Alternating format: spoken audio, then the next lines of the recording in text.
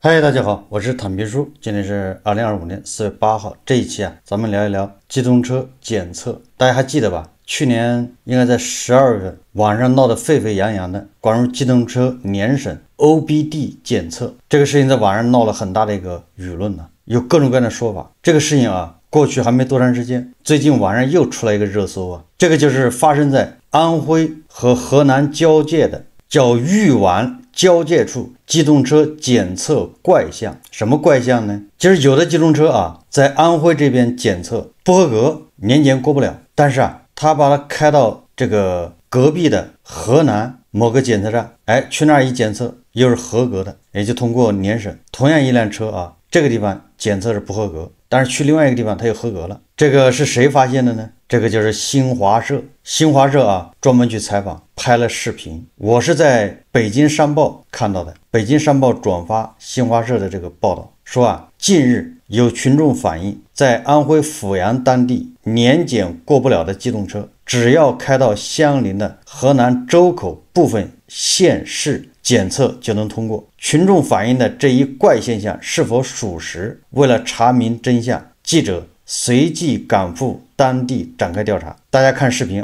和跨省检测就通过。检不过去的时候，到河南那边检测站呢，不好过吧？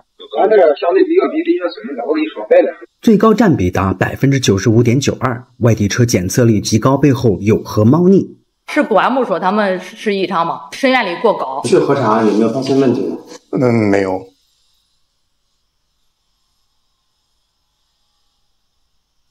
近日有群众反映，在安徽阜阳当地年检过不了的机动车，只要开到相邻的河南周口部分县市检测就能通过。群众反映的这一怪现象是否属实呢？为了查明真相，记者随即赶赴当地展开调查。在我们阜阳检不过去的车不论是安检还是缓检，检不过去的车到河南那边这个检测站呢，不好过吧？在河南省周口市与安徽省阜阳市交界处附近，位于周口这边的多个县市分布着十几家机动车检测站，其中距离阜阳最近的只有几百米。阜阳一些群众反映，其中一些机动车检测站有办法能让不达标的机动车通过检测。一传十，十传百，阜阳这边呢，有的车主呢就直接开车到他们那边检测站去了，他会通过黄牛和修理厂一个渠道。戴先生表示，上述这些位于周口境内的机动车检测站不仅包通过，而且检测价格还更低，由此吸引了大量阜阳籍车主跨省办理车辆年检业务。阜阳市的赵先生就是其中之一。车是一个家庭轿车，13年入户的，车子以前的正常年检，24年的时候在我们检测站呢检过以后不合格，尾气过不了。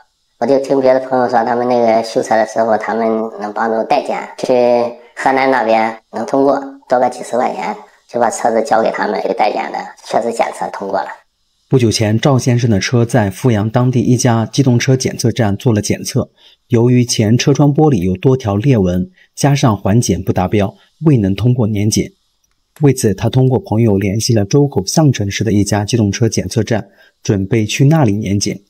那是一个小事，朋友的，他的尾气也不过，然后管不管？反正你要来了，来是包过的吧？随后，赵先生把车开到了这家名为项城市鸿祥机动车检测服务有限公司的站点。记者随车跟踪暗访，发现代检车辆中有不少挂着安徽、江苏、山东等地的牌照。在花费了280元检测费，历经2小时左右的等待后，赵先生的车最终顺利通过了年检。在我们这个机构检测的时候，严格执行了这个国家标准，不合格不达标的，那一定要是维修好了以后，我们才给予通过。外省的这些检验机构，他就不做这些要求，他就给予包过，以至于这个车主现在就是认为我们本地的检验机构是在故意为难他，导致大量的车不愿意在本地检验。我们严格执行了国家标准，但是我们生产不了。张经理介绍，周口境内不少机动车检测站，一方面把站点建在距离阜阳较近的乡镇，另一方面帮助不达标的机动车通过年检，吸引了大量外地车主。在调查过程中，记者发现还有其他在阜阳境内检测不合格的机动车也准备到河南周口去检测。就这里，发动机的故障呢，它需要到维修站去检查并维修。就这个量肯定是有问题的。对，它肯定有问题。这辆车的那个3元催化系已经被拆掉了，包括它的3元载体都是去除掉的，它现在就是一个空管子。这辆车在理论上，包括在实际中，它是不可能通过环保检测的。随后，记者跟随这2辆车分别来到周口市沈丘县顺丰机动车检测有限公司和沈丘腾达机动车检测中心进行检测。结果，这2辆车在分别花费了300元和260元检测费后，均顺利通过了年检。阜阳多家机动车检测站负责人透露，除了阜阳以外，河南与安徽交界的其他区域也存在类似问题。机动车带病上路，车辆的安全性没有得到保障。第二个呢，就是尾气的排放超标的这些车辆逃避了这个监管。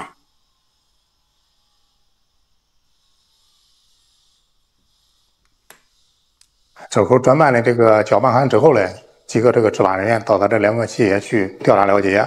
就你们去核查有没有发现问题呢？没有。是公安部说他们是异常嘛？说是渗验率过高，核查结果是地点他没有办法动嘛，确实就是很近。然后情况说明是也都写出来了，然后要是核查结果一并都交到市里边了。据了解，在公安部办公厅通报的2024年上半年机动车检测机构车辆检测异常情况中，河南周口因机动车检测机构受托检测异地机动车比例达到 47.32% 而上榜。通报显示，该市有31家机动车检测机构检测的异地车占比超过 50%， 其中就包括项城市鸿祥机动车检测服务有限公司和沈丘县顺丰机动车检测有限公司。前者检验数量为5780辆，外地车占比 78.18%， 后者检验数量为5985辆，外地车占比 92.53%。但项城、沈丘两地相关部门随后在对企业进行核查时，均未发现明显问题。此外，鹿邑县金顺机动车检测站检测异地车占比更是高达 95.92%。这个双水系公开的这个日常检查就是它的这个资质，然后这个设备的条件、场地条件、人员情况，在我们的这个检查范围之内没有发现。平常呢，就是就到那现场看一下他们的设备是不是正常运营，操作是不是规范。设备上那个数据咱看不明白，说白了就是。就有没有发现有企业存在问题的？现在检查没有发现的。项城、沈丘两地职能部门受访干部表示，平时他们严格按照要求进行监管巡查，但并未发现属地机动车检测机构存在违规经营问题。主要是俺这个基层的这个执法力量薄弱一点，专业性强，说这个人员在这方面跟不上。很多时候到那现场看，根本看不懂，培训的很少。再一个，咱县里也没有这个专家，市局里边也上省厅里面请专家。受访干部表示，受限于基层监管力量不足，执法人员专业技能水平跟不上等因素，致使他们对于机动车检测机构可能存在的违法违规行为也很难发现。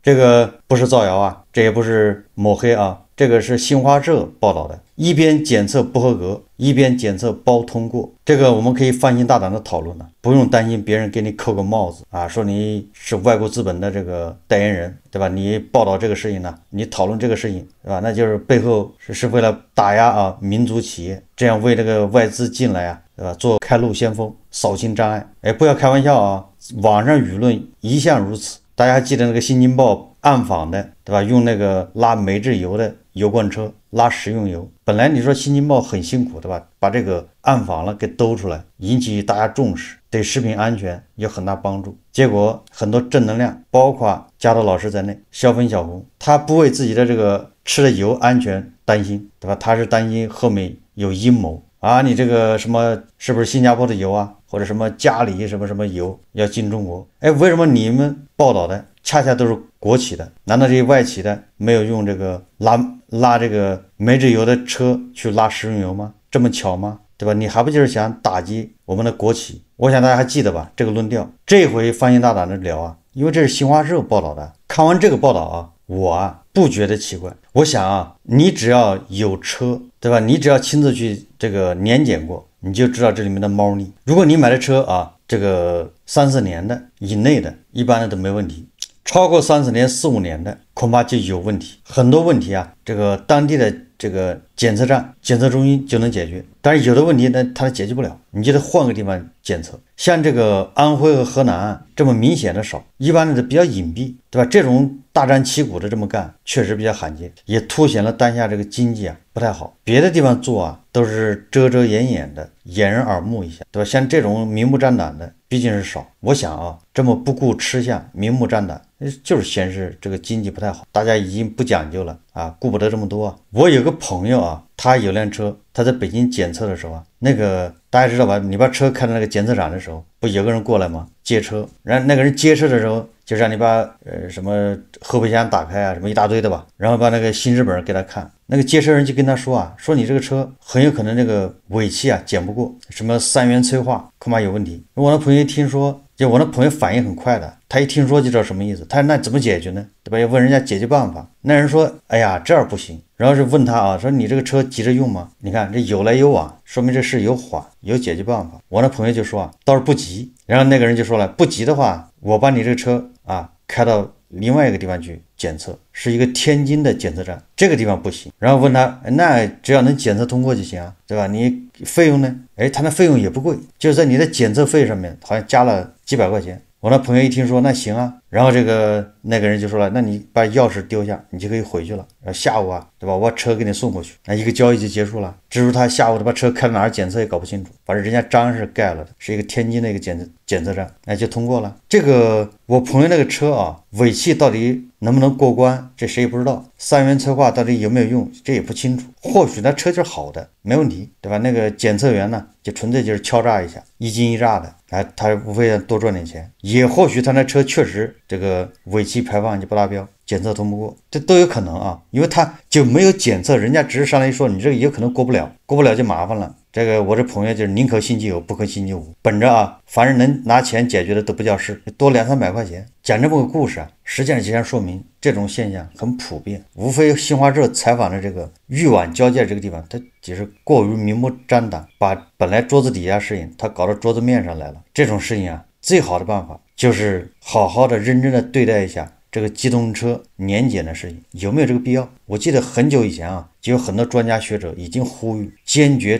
对吧？要撤销汽车的这种年检或者是简化。但是啊，这么多年的呼吁得到是什么呢？得到反而是越来越严格。要不然去年12月份搞什么 OBD， 这 OBD 实际上就是越来越严格嘛，什么故障报警、故障灯，那玩意儿越来越严格。完了指定的地方去维修啊，什么3次通不过你就完了，这搞得这个大家人心惶惶。为什么就不能取消呢？对吧？这里面涉及了很多部门利益，对吧？你要取消，那多少人的灰色收入就没了，对吧？只有这个检测，强制检测，才能完成这个权利到收入的这种转化，权利变现。我们也有说到关税贸易战，为什么特朗普这么有信心、有底气向全世界开战？就是因为人家美国是第一大消费国，人家老百姓有消费能力，所以人家不怕你，所以他可以同时跟全世界180多个国家和地区啊加关税。那咱们呢，对吧？这个不管怎么说，外贸影响非常大。投资呢，现在有很难找到什么项目啊，投资还能赚钱。你看现在唯一啊，似乎能走得通的就是消费。那你消费怎么抓呢？对吧？你这种机动车检测，如果你不把这些给它去掉，实际上这都是抑制消费啊，压制了消费。所以要促消费啊，先要把这些不合理的东西一定要去掉。我买辆车，我每年还琢磨着去年检，既耽误我时间，又耽误我的钱，仅仅为了那一小撮人的利益，导致我买个车，那相当于买了个爹回来，我还得琢磨着去哪个什么检测场，对吧？要过不去，我还得怎么办？买了个心病回来了。而这种检测有什么必要呢？对吧？在这个地方检测通不过，跑到那儿检测能通过，这种检测它的必要性在哪儿？所以我们说啊，打铁还需自身硬，对吧？你要想跟美国 PK， 对吧？不受他的气，那我们的消费就得提振。消费提振不仅要想办法提高韭菜收入，让韭菜安心，更重要的是内部环境，对吧？把这些影响消费的这些条条框框，这些不合理的坚决取缔，越快越好。我们有14亿人，我们的消费能力比那个3亿人差得多，对吧？不仅是说大家收入低啊，更重要的里面还有很多条条框框不合理的东西太多啊，我们不敢消费，也不能放心消费。不仅我们收入低，对吧？我们没有钱，我们对未来没有信心，你就当下消费你也不敢消费啊。吃的喝的它健康吗？然后你买的那些东西很多都是垃圾。哎，你在海外有的时候说到中国制造，那就是便宜货，对吧？人俄罗斯人都说了，你中国的生产的汽车就是不行，我们花钱买那么些垃圾。所以我们既要提高我们的这个产品的品质性价比，我们还要把这些不合理的现象、不合理的措施要尽快取缔，对吧？要真正的让老百姓消费起来，你这样你才有底气，对吧？跟人家美国去拼，对吧？我们自己就是一个消费市场，我们自己又是一个生产制造的大国，也是一个消费大国，提高我们的品质，提高我们的收入，不能一蹴而就。哎，这个不是一个马上短期就能立竿见影的，这个大家都能理解。但是啊，你这些不合理的措施、不合理的这些影响消费的这些条条框框，那是可以马上就取缔的，对吧？发个文件，这些是马上就能做，而且马上就能立竿见影，不能因为一小撮人的利益、一小撮人的既得利益而影响咱们老百姓消费啊。所以说啊，像这种机动车检测、什么机动车年检这种乱象，只有把这个机动车检测这一块取消，或者是大大简化，只有这样啊，这种乱象才会得到根治，把这些强加在消费者身上的税呀、费呀尽快取缔，要不然的话，你就会被特朗普拿捏，人家一拿一个准，因为你消费起不来，你只能指着美国人消费。特朗普，对吧？都已经放弃美国的环保政策了，他要把工业制造业再回流到美国，对吧？连美国都不在乎环保了，你说我们还跟机动车那点尾气较什么劲呢？好，我们这期节目啊就聊到这里，感谢大家收看。如果喜欢我的节目，欢迎订阅转发，也可以在下方留言评论，谢谢大家。